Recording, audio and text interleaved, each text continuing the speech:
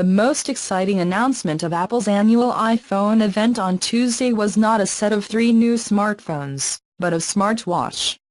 The Apple Wach Series 4 with its rounded corners, larger screen and built-in EKG scanner certainly became the most coveted gadget after Apple's autumn hardware upgrade.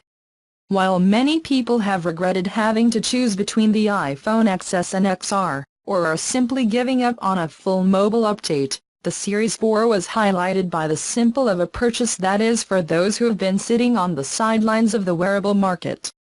Almost all Apple Wach Series 4 models, on the other hand, will not ship until October 12 through October 19. There are a number of reasons why Apple Watch is outperforming the iPhone these days. The first and most obvious is that the iPhone has become boring, trapped by the diminishing returns that Apple can take out of the device year after year. Apparently, 11 years after the introduction of the first iPhone, the product of the Apple tent has simply lost most of its brightness.